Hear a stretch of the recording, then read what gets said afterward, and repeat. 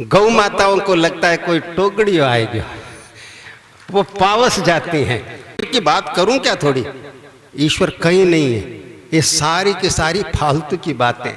सारा ब्रह्मांड एक नृत्य है नटराज का, सारा ब्रह्मांड पल्सेट हो रहा है, ऑसिलेट हो रहा है, वाइब्रेट हो रहा है। आपने ये प्रश्न क्यों नहीं उठाया, ये क्यों सुनामी आती है, ये क्यों भूकंप आते हैं, एक अच्छा व्यक्ति उसके जीवन के अंदर क्यों एक दुर्घटनाएं आ जाती हैं, महामारियां आ जाती हैं, एक व्यक्ति विकलांग होकर के एक गरीब के घर में पैदा होता है, जन्मांध होता है, एक बालक है वो किसी अरबपति के यहां पर उत्पन्न होता है। ये भेद क्यों है? संत आकाश से नहीं टपकते हैं। इसलिए ऐसी करो हमारे गृहस्थ में ऐसी उर्वरता आए, हमारे अंदर एक सेनानी निकले, एक उद्योगपति निकले, एक वैज्ञानिक निकले और एक संत भी निकले। पर वो वनों को काटता है, पहाड़ों को तोड़ता है, खानों में से खनिज को निकालता है, गहरे गहरे जाकर तेल को निकालता है, मानो धरती अलग ये काम अलग है। एक शिवरात्रि कल थी या आज है, इस लफड़े में नहीं पड़ना, पर जानना तो शिव किसको कहते हैं। गौ माताओं को लगता है कोई टोकड़ी आएगी, वो पावस जाती हैं। हम बोलने के लिए कह देते हैं कण कण में भगवान है, क्षण क्षण में भगवान है, घट घट में भगवान है, और भगवान बड़े करुणामय हैं, प्रेममय हैं, आनंदमय हैं। अगर ऐसा है तो ये संसार में इतनी विषमता, इतना कष्ट, इतना दुख क्यों है? पूरा पर्यावरण पावस जाता है। इसलिए यह जो एक नव निर्माण अंकुरित हो रहा है, अंकुरित होता है, पत्थर भी अंकुरित होते हैं, पत्थर भी मुस्काते हैं, पत्थर भी गाते हैं, पत्थरों में भी चेतना हुआ करती है। और यहाँ पर तो पत्थर नहीं है, यहाँ तो पता नहीं क्या क्या भाव मूर्त होकर आ रहे हैं।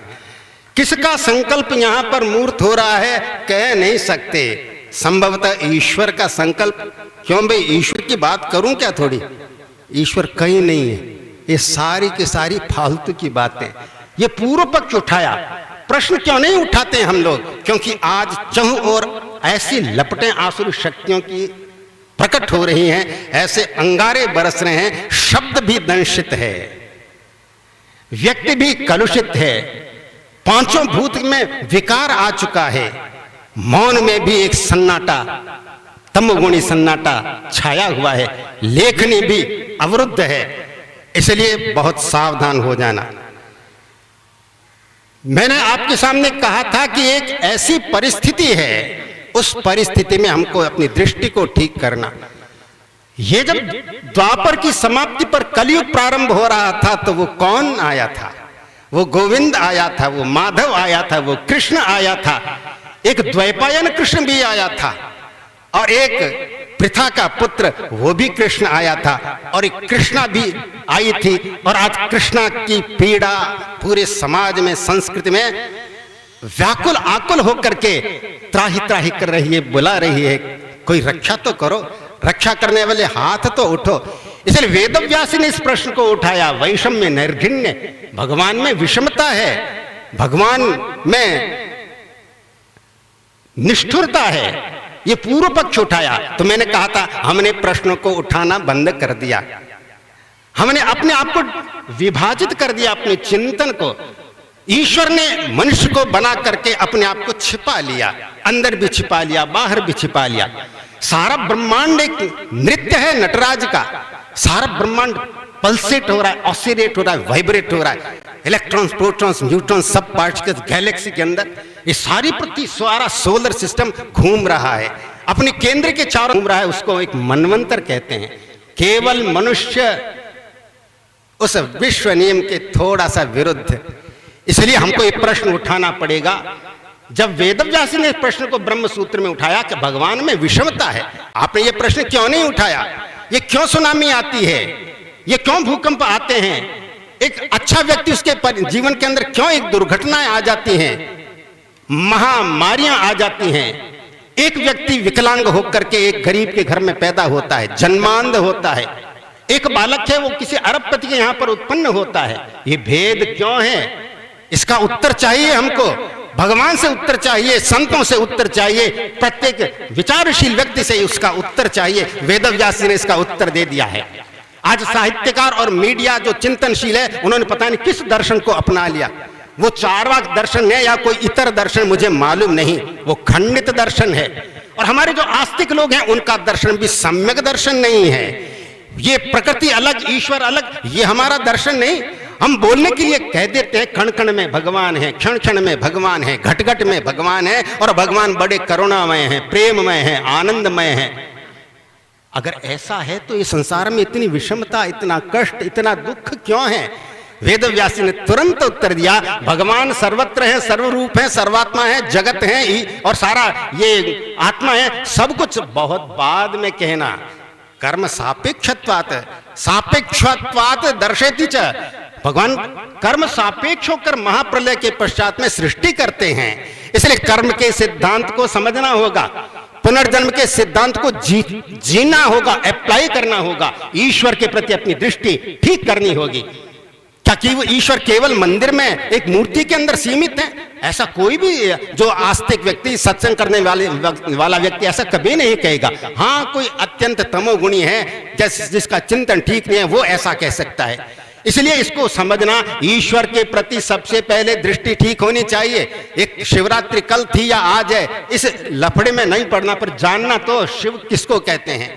इसलिए ईश्वर के प्रति दृष्टि सबसे पहले इस कक्षा को पार करो। ईश्वर कर्म फल प्रदाता है और न्याय करता है। इसलिए जो झुग्गी झोंपड़ी में पड़े हुए हैं, जो पंख में पड़े हुए हैं, जो दुख में डूबो हुए हैं, बे जाने मेरा काम जाने, मेरा कर्म खोटा एर वास्ते बे बट्टे पड़ा है। जिस दिन समाज ने ऐसा चिंतन मात्र कर लिया, वो घोर पाप का भागी बन गया।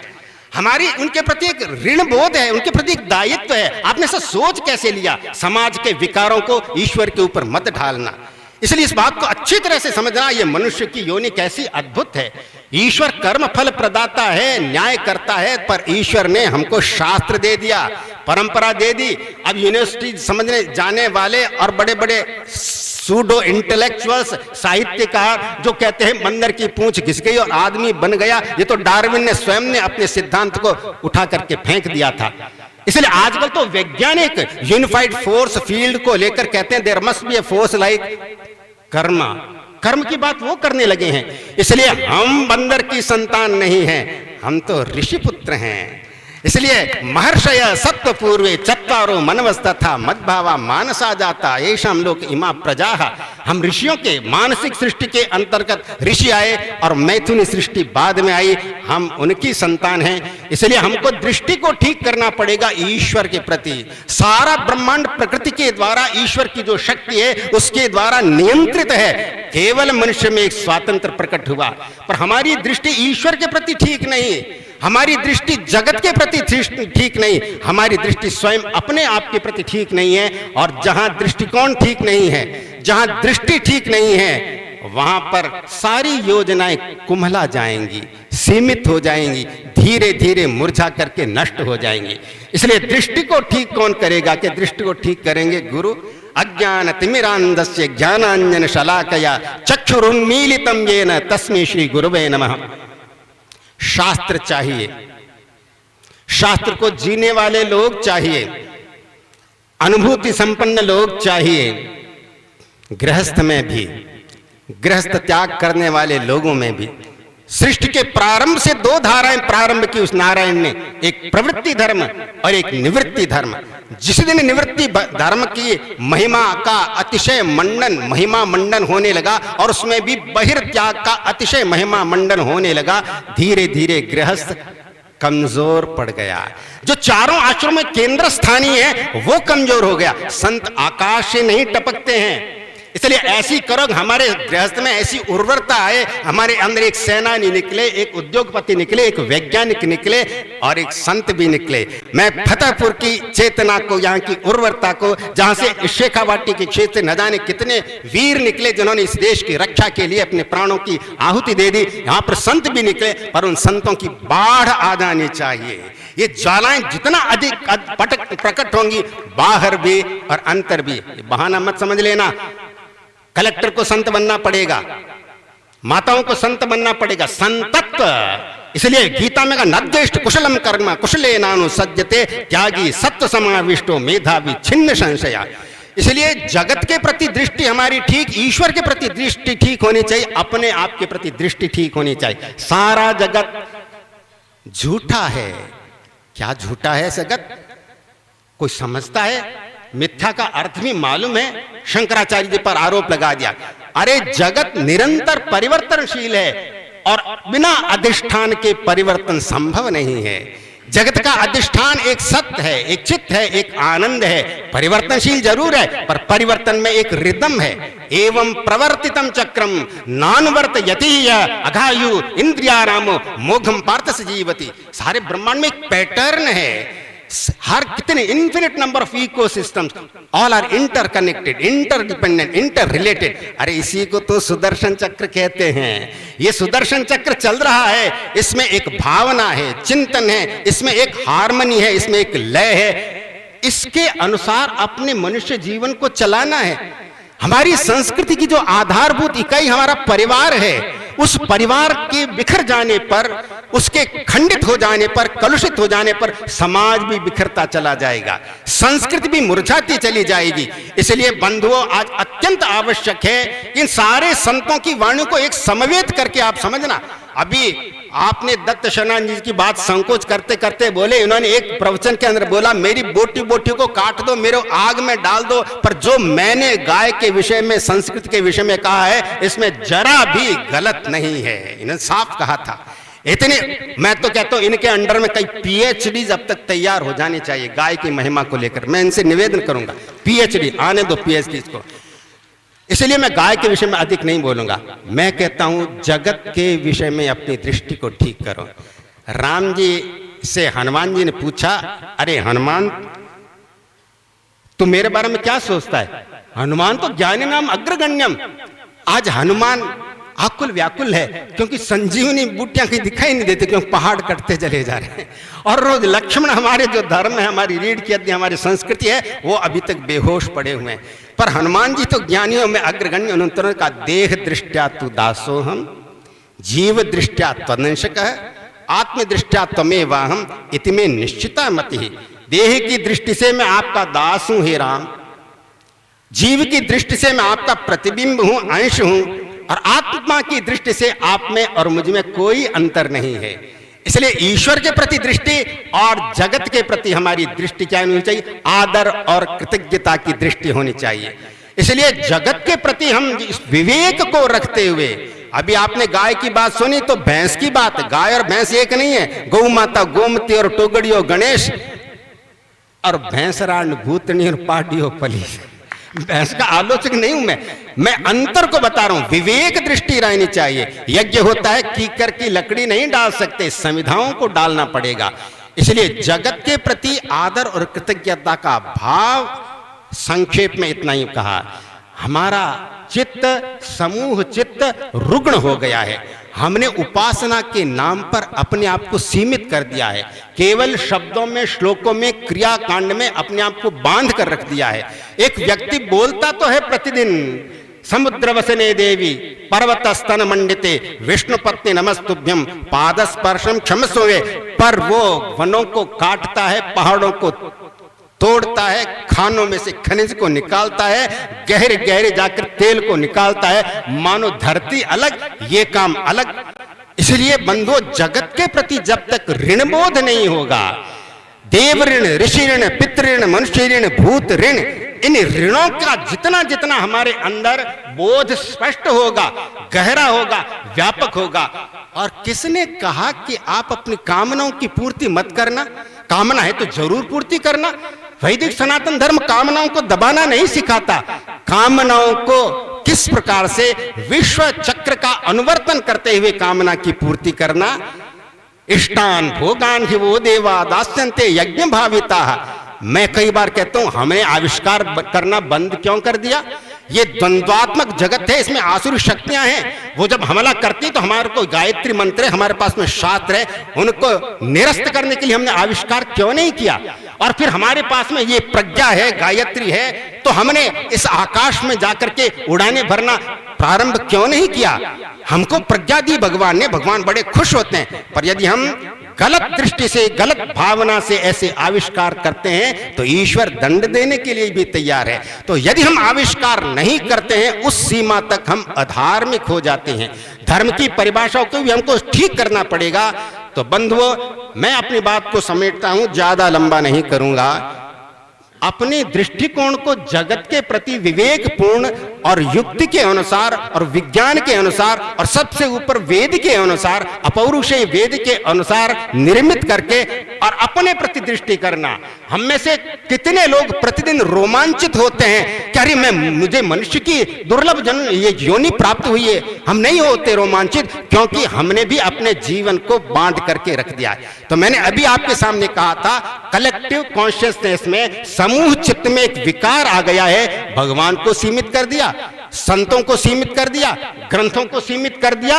एक बहुत बड़ी रुग्णता हमारे अंदर आ गई है, इसलिए इसको ठीक करना पड़ेगा। तो मैं आपके सामने इस बात को रखना चाहता हूं, मनुष्य के प्रति, ये दुर्लभ मनुष्य का जन्म हमको प्राप्त हुआ, इसको लेकर हम कितने आह्लादित होते हैं। हमको कितनी प्रसन्नता होनी चाहिए कि हमको वैदिक सनातन धर्म में, भारत की भूमि में जन्म मिला। पर इसको लेकर गर्व क्यों नहीं आता है? क्योंकि लक्ष्य का निर्धारण अभी स्पष्ट नहीं है। हमको किस लिए मनुष्य का जन्म मिला मालूम नहीं है, ठीक ढंग से मालूम नहीं है। हाईएस्ट मोटिवेशन है हमारे जीवन को अनुप्रेरित करने वाला, इसी जन्म में अमृत का पान करना है, इसी जन्म में मृत्यु को जीतना है, इसी जन्म में ईश्वर को प्राप्त करना है, इसी जन्म में आत्म साक्षात्कार करना है। चाहे जूते गांठने वाला हो, चाहे हल चलाने वाला हो, चाहे गृहिणी हो, कोई भी व्यक्ति यदि सही दृष्टिकोण रखेगा, संतों का संग करेगा, ब्रह्म ज्ञानियों की सेवा करेगा, उसके चित्त का मल हटेगा और फिर तो कण कण में वो ईश्वर, आत्म रूप से वो ईश्वर, इसकी अनुभूति होगी। इसलिए अपने प्रति दृष्टि ठीक नहीं है। और अपने प्रति वेद व्यास जी कहते हैं, गुह्यम ब्रह्म तदिदम ब्रवीमि, नहीं मानुष्यात् श्रेष्ठ तरम ही किंचित, मनुष्य से श्रेष्ठ और कोई नहीं है। और मनुष्य में नारी के प्रति दृष्टि, मनु महाराज कहते हैं, यत्र नार्यस्तु पूज्यन्ते रमन्ते तत्र देवताः, यत्र स्थातुर पूज्यन्ते अफला तत्र सर्वा क्रियाः। आज उस दृष्टि का क्या हो गया, क्या क्या विकार उसमें आ गए। यदि नारी के प्रति दृष्टि ठीक नहीं है तो आपका परिवार, आपका गृहस्थ नाश हो जाएगा। आपका समाज है वो एक आक्रोश से भर जाएगा, एक आतंक से भर जाएगा। अर्थ और काम दोनों को ठीक करने वाला धर्म और उसको दिशा देने वाला, उसके पोर पोर में स्फूर्ति भरने वाला है, वो मोक्ष पुरुषार्थ है। इसके लिए नारी के प्रति दृष्टि ठीक होनी चाहिए। मनु महाराज ने तो स्पष्ट रूप से कह दिया था, हमारे शास्त्र भी कहते हैं, पर शास्त्र अलग, हमारा जीना अलग हो गया है। वो किस कारण से हुआ उसकी मीमांसा अभी नहीं करूंगा, पर उसको ठीक करना पड़ेगा। नारी के प्रति दृष्टि, और अब दृष्टि को ठीक करते चले जाओ। मृत्यु के प्रति दृष्टि, जन्म के प्रति दृष्टि, प्रेम, आनंद, सुख, शांति, बालक, युवा, वृद्ध, सबके प्रति दृष्टि को ठीक करना। और ये तो वीरों की धरती, जो वीर अपने प्राणों को कुर्बान कर देता है, उसके परिवार की क्या हालत, क्या समाज वाले उसकी सेवा करते हैं। इसलिए सैनिक के प्रति दृष्टि, और घटघट में भगवान है, फिर सफाई करने वाले की प्रति दृष्टि। ये क्यों छुआछूत आ गया हमारे अंदर? सारे विकारों को हटाए बिना ये सांस्कृतिक जागरण संभव नहीं है। इसलिए आपको मालूम नहीं है, गाय के द्वारा इसको अपनाओ तो सही।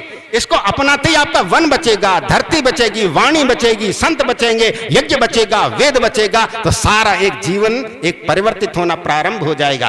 क्यों शिवरात्रि मनाई, कौन शिव है, क्या शिव है, ये प्रश्न क्यों नहीं करते हम लोग। मंदिर में आते हैं और पूजा करके चढ़ा करके चले जाते हैं, वो भी अच्छा है। पर आज का युवक जो कि मैकाले की शिक्षा पद्धति को लेकर के और पश्चिम के या वेद के इतर या ईश्वर को न मानने वाले भोगवादी दृष्टिकोण की गिरफ्त में आ गया है। हिरण्याक्ष और हिरण्यकशिपु ये दोनों तांडव नृत्य कर रहे हैं। हमारे घर में उन्होंने प्रवेश कर लिया है। हिरण्याक्ष माने अर्थ की दृष्टि, हिरण्यकशिपु माने भोग की दृष्टि। हिरण्याक्ष है वो सारे ज्ञान को लेकर, वेद को लेकर, धरती को लेकर क्षार में चला गया था। तब वराह अवतार हुआ था, यज्ञ वाराह आया था, क्रिएटिविटी आई थी। कलेक्टिव रूप से क्रिएटिविटी आनी चाहिए। उसी प्रकार हिरण्यकशिपु का वध करने के लिए भगवान नृसिंह रूप से आए थे और उस हिरण्यकशिपु का उन्होंने वध कर दिया था। तब जीवन में कुछ सुख आनंद आह्लाद प्रहलाद आएगा, नहीं तो उत्सव मनाते हुए चले जाएंगे। भीड़ आएगी चली जाएगी, अंदर कोई परिष्कार नहीं होगा। मुझे पूर्ण विश्वास है यहां पर जो एक नव निर्माण हो रहा है वो केवल भवन का निर्माण नहीं है, वो केवल गौ की सेवा को लेकर नहीं है, वो केवल बाहरी लोकोपकार की क्रियाकलाप नहीं है, एक आंतरिक जागरण की प्रक्रिया है। वो प्रत्येक मंदिर से प्रारंभ होने चाहिए। नहीं तो इन राजनेताओं में और इन अपने शिक्षाविदों ने, इन साहित्यकारों ने धर्म का अर्थ कर दिया महाराज मंदिर में बैठो, घंटी हिलाओ, पूजा पाठ करो, आरती करो, उत्सव मनाओ, आपको हमारे बीच में आने की क्या जरूरत है। मैं कहता हूं हमारी कोई भी भावना, कोई भी चिंतन, कोई भी क्रिया, वो चाहे लेखक हो, चाहे वैज्ञानिक हो, चाहे युद्ध में लड़ने वाला हो, हमारा सब कुछ धर्म के द्वारा ही संचालित होना चाहिए, नहीं तो वो श्रुति के प्रति एक अपराध हो जाएगा। हम जीवन को इस प्रकार से विभाजित नहीं कर सकते, धर्म को इस प्रकार से खंडित नहीं कर सकते। इसलिए ये दृष्टि हमारी ठीक हो जानी चाहिए, और जिस दिन दृष्टि ठीक होगी हमारी भावना में एक परिवर्तन आएगा। जो ही परिवर्तित भावना आएगी सही दृष्टि को लेकर, हमारे कर्म ठीक होना शुरू हो जाएंगे। जो ही हमारे कर्म ठीक होना शुरू हो जाएगी, भावना पुनः परिष्कृत होना शुरू हो जाएगी, दृष्टि और अधिक अनाविल, विमल और समग्र होना प्रारंभ हो जाएगी। अभी आपने दत्त शनानी महाराज से सुना नहीं, जो ही सत्व गुण बढ़ेगा वो एकता को देखता है। एकता की बातें करने से एकता सिद्ध नहीं होती है। सत्व गुण का तो खान पान, देखना, उठना, चलना फिरना, सबके अंदर एक परिवर्तन आना चाहिए। मुझे पूर्ण विश्वास है कि यहां पर जो एक प्रवर्तन प्रारंभ हुआ है उससे प्रेरणा को प्राप्त करना है, और प्रेरणा को प्राप्त करके और फिर चारों तरफ दृष्टि को डालना है।